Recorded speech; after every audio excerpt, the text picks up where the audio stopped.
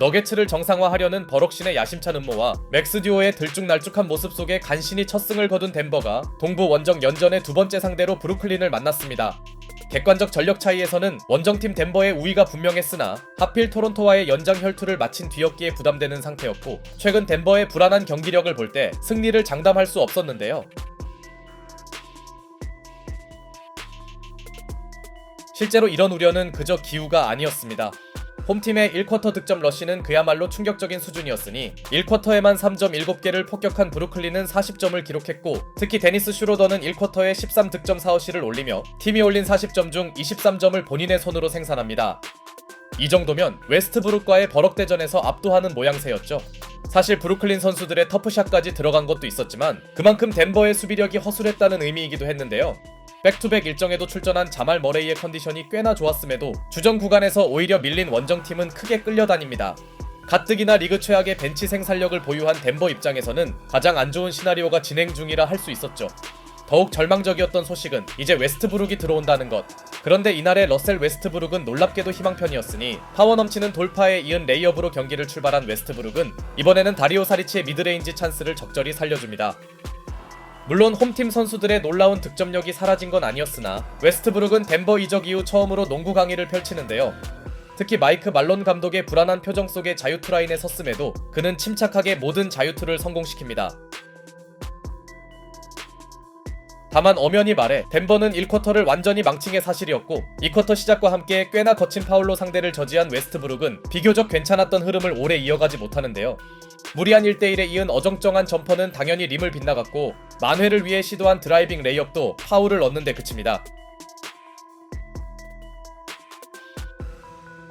그래도 의외로 아직까지 자유투 실패가 없던 게 불행 중 다행이었으나 슈로더의 도발이 신경 쓰였는지 머레이의 슛감은 금세 떨어져 버렸고, 1쿼터에 뜨거웠던 홈팀의 외곽 생산력은 식을 기미가 없었죠.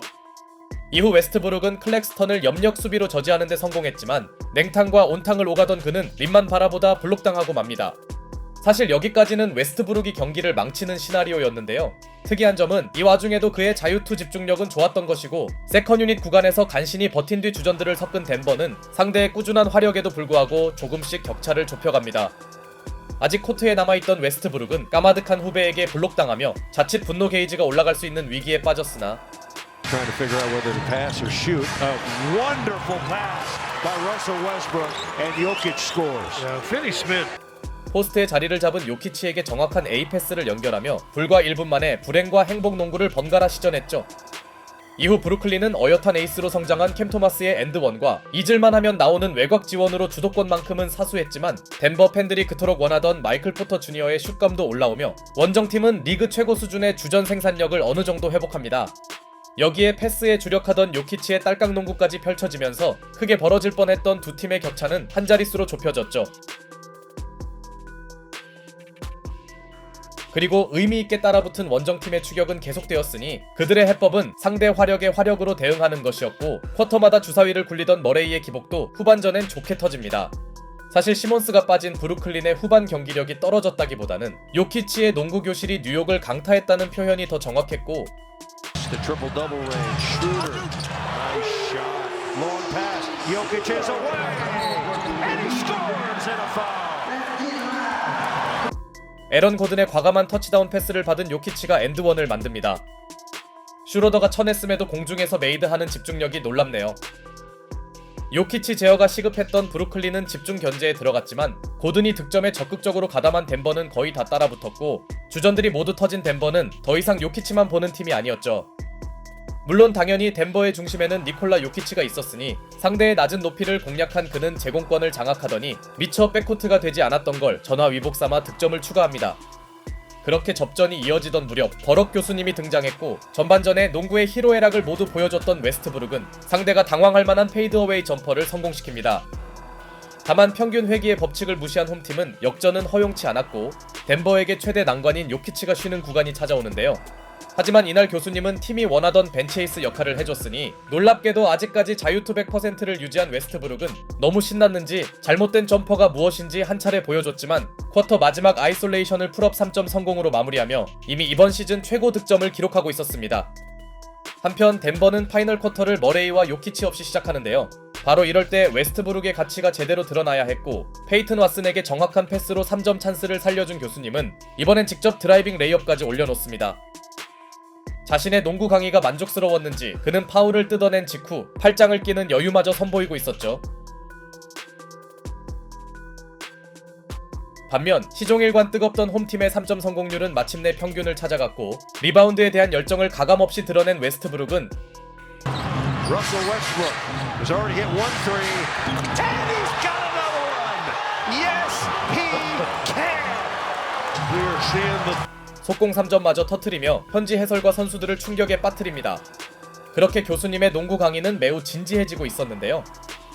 하지만 팬들이 기대하는 예능을 외면할 수 없었을까요? Gets back in. Westbrook.